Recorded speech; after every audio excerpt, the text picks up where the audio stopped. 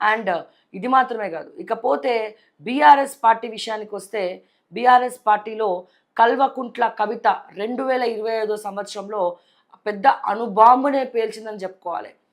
కల్వకుంట్ల కుటుంబంలో చిచ్చు పెట్టిందని చెప్పుకోవాలి. కల్వకుంట్ల కుటుంబంలో ఈ 2025 కూడా అస్సలు కలిసి రాలేదనే చెప్పుకోవాలి. సో బీఆర్ఎస్ పార్టీ అంతేకాదు, జూబ్లీ హిల్స్ కూడా పోల్ మేనేజ్మెంట్లో బీఆర్ఎస్ ఫెయిల్ అయిపోయింది అని క్లియర్గా తెలిసింది. సో ముఖ్యంగా ఇంతకన్నా బ్యాడ్ ఏం జరుగుతుంది బీఆర్ఎస్ పార్టీకి?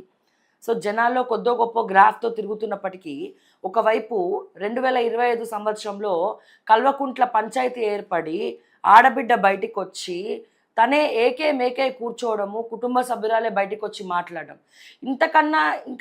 ఇంతకన్నా చెడు ఇంకేమైనా బీఆర్ఎస్ పార్టీకి జరిగిందా అంటే ఏం లేదు. ఇదే ఒక అణుబాంబులాగా కవిత బాంబు పేలడం జరిగింది. సో బీఆర్ఎస్ పార్టీకి కూడా ఈ 2025 సంవత్సరము కలిసి రాలేదు. ఇకపోతే